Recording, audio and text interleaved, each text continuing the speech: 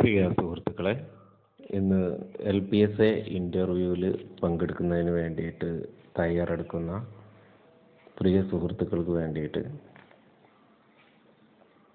കേട്ടറിഞ്ഞതും വായിച്ചതുമായിട്ടുള്ള ചില സംഗതികളും പൊതുവിൽ ഇൻ്റർവ്യൂവിൽ ചോദിച്ചിട്ടുള്ള ചില ചോദ്യങ്ങൾ ഉൾപ്പെടുത്തിക്കൊണ്ടുള്ള സെഷനാണ് ഉദ്ദേശിക്കുന്നത്. മറ്റുള്ളവർക്ക് ഉപകാരപ്രദമാകും എന്ന ചിന്തയോടെ നമുക്ക് ആരംഭിക്കാം. എല്ലാവർക്കും ഓൾ ദി ബെസ്റ്റ്. ആദ്യമായിട്ട് SMC എന്താണ് എന്നുള്ളതിനെ കുറിച്ചാണ് പറയുന്നത്. SMC സ്കൂൾ മാനേജ്മെൻറ്റ് കമ്മിറ്റി എന്നറിയപ്പെടുന്ന SMC അതിൻ്റെ കാലാവധി 2 വർഷമാണ്. 50% വനിതകൾ, അതിൽ രക്ഷിതാവ്, അധ്യാപകൻ, തദ്ദേശ സ്വയംഭരണ സമിതി അംഗം എന്നിവർ ഉൾപ്പെടുന്നു. പ്രധാനമായും കുട്ടികളുടെ സംരക്ഷണം, ആരോഗ്യം, പോഷകാഹാരം, മനഃശാസ്ത്രം, സ്ഥാപനത്തിൻ്റെ പ്രവർത്തനങ്ങൾ നിരീക്ഷിക്കൽ, സ്കൂൾ വികസന പദ്ധതികൾ, സാമ്പത്തിക സഹായ വിതരണം, ഉച്ചഭക്ഷണം, പാഠ്യപദ്ധതി തുടങ്ങിയവയെല്ലാം ഇതിൽ ഉൾപ്പെടുന്നു. അടുത്തതായിട്ട് SRC എന്താണെന്ന് ചോദിക്കാറുണ്ട്. SRC school resource group curriculum വിഭാവനം ചെയ്യുന്ന അക്കാഡമിക് ലക്ഷ്യങ്ങൾ കൈവരിക്കുന്നതിന് വേണ്ടിയിട്ടാണ്. ഒരാഴ്ചയിൽ 45 മണിക്കൂർ മതിയായ ആസൂത്രണത്തോടെ പഠന പ്രവർത്തനങ്ങൾ നടപ്പാക്കണമെന്ന് RTE നിർദ്ദേശിക്കുന്നുണ്ട്. അപ്പോൾ ഈ RTE നിർദ്ദേശിക്കുന്നു എന്ന് പറയുമ്പോൾ അതുമായി ബന്ധപ്പെട്ട് ചോദിക്കാവുന്നത് RTE എന്താണെന്നാണ്. എല്ലാവർക്കും അറിയാവുന്നതാണ് right of children to free and compulsory education act. അത് വന്നിട്ടുള്ളത് 2009 എത്ര വയസ്സ് മുതൽ എത്ര വയസ്സ് വരെ ഉള്ളവർക്കാണ് എന്ന് ചോദിച്ചാൽ നമ്മൾ 6 to 14 വയസ്സ് വരെ എന്ന് പറയാവുന്നതാണ്. അതിനോടൊപ്പം സൂചിപ്പിക്കാവുന്ന ആർട്ടിക്കിൾ ഏതാണെന്ന് ചോദിച്ചാൽ ആർട്ടിക്കിൾ 21A. അടുത്തത് വിഷയ സമിതി എന്ന് നമ്മൾ പറയാറുണ്ട്. സബ്ജക്റ്റ് കൗൺസിൽ, ഒരേ വിഷയങ്ങൾ പഠിപ്പിക്കുന്ന അധ്യാപകരുടെ കൂട്ടായ്മ, അതാണ് LP ക്ലാസ് സമിതി. അക്കാദമിക പ്രവർത്തനങ്ങളുടെ ചർച്ച, പ്രശ്നങ്ങൾ പരിഹരണങ്ങൾ, സൂക്ഷ്മാസൂത്രണം, പഠന പ്രവർത്തനങ്ങൾക്ക് ഇണങ്ങും വിധം ആവശ്യമായ സാമഗ്രികൾ തയ്യാറാക്കൽ തുടങ്ങിയവ നമുക്ക് അതുമായി ബന്ധപ്പെട്ട് പറയാവുന്ന കാര്യങ്ങളാണ്. അടുത്തത് BRC ബ്ലോക്ക് റിസോഴ്സ് സെൻറ്റർ.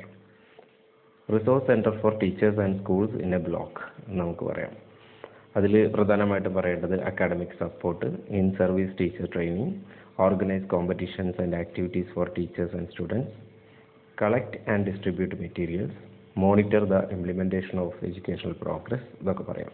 ഇപ്പോൾ കേരളത്തിൽ എത്ര BRC ഉണ്ടെന്ന് ചോദിച്ചു കഴിഞ്ഞാൽ നമുക്ക് 159 ഉള്ളത്. CRC എത്ര എണ്ണം ചോദിച്ചു കഴിഞ്ഞാൽ 1385.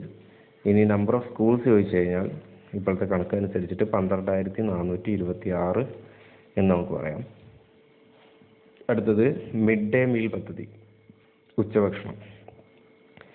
അത് പോഷകാഹാരം നിലനിർത്തുവാൻ നമ്മുടെ പോഷൺ ശക്തി നിർമ്മാൺ പദ്ധതിയുടെ ഭാഗമായിട്ട് വന്നിട്ടുള്ളതാണ്. PMൻ്റെ പോഷൺ ശക്തി നിർമ്മാൺ പദ്ധതിയുടെ ഭാഗം. അതിൻ്റെ മോട്ടോ ആരോഗ്യമുള്ള ശരീരത്തിൽ ആരോഗ്യമുള്ള മനസ്സ്, അതാണ്.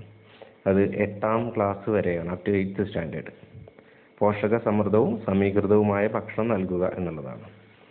ഇതിന് കുറച്ച് മുന്നത്തെ കണക്കനുസരിച്ച് 26 ലക്ഷം കുട്ടികളാണ് ഇതിൻ്റെ ഭാഗവാക്കായിട്ടുള്ളത്. അടുത്തത് KITE, KITE Kerala infrastructure and technology for education. അതിൻ്റെ പ്രധാന ഉദ്ദേശങ്ങൾ ഇംപ്രൂവ് ഇൻഫ്രാസ്ട്രക്ചർ, അതായത് ക്ലാസ് റൂംസ്, ലാബ്സ് തുടങ്ങിയവ. പിന്നെ പ്രൊവൈഡ് ICT നിങ്ങൾക്കറിയാം, ഇൻഫർമേഷൻ ആൻഡ് കമ്മ്യൂണിക്കേഷൻ ടെക്നോളജി. പിന്നെ ട്രെയിൻ ടീച്ചേഴ്സ് വിത്ത് ICT ടൂൾസ്. പിന്നെ അത് സാറ്റലൈറ്റ് ബേസ്ഡ് എഡ്യൂക്കേഷനാണ്. അതിൻ്റെ സാറ്റലൈറ്റ് ബേസ്ഡ് എഡ്യൂക്കേഷൻ എന്ന് പറയുമ്പോൾ നമ്മളോട് തുടർന്ന് ചോദിക്കാവുന്നതാണ് അതിൻ്റെ ചാനലിൻ്റെ പേരെന്താണെന്ന്. അത് ഏകദേശം എല്ലാവർക്കും അറിയാം, വിക്ടേഴ്സ് ആണെന്ന്. സോ വിക്ടേഴ്സിൻ്റെ ഫുൾ ഫോം അല്ലെങ്കിൽ അതിനെ വികസിപ്പിച്ചാൽ കിട്ടുന്നത് versatile ICT enabled resource for students എന്നുള്ളതാണ് വിക്ടേഴ്സിൻ്റെ പൂർണ്ണരൂപമായി വരുന്നത്. Educational TV channel for children in Kerala, owned by KITE. അപ്പോൾ വിക്ടേഴ്സ് ഓൺ ചെയ്തിരിക്കുന്നത് KITE ആണ്, KITE. ഫ്രീ ടു എയർ ചാനലാണ്. സാറ്റലൈറ്റ് ഏതാണെന്ന് ചോദിക്കാം, വിക്ടേഴ്സിൻ്റെ അത് EduSat ആണ്. ഓക്കെ, പിന്നെ സാറ്റലൈറ്റ് നെറ്റ്വർക്കാണ്. Visually engaging students like animations and experts talks എന്ന് നമുക്ക് വേണമെങ്കിൽ പറയാം.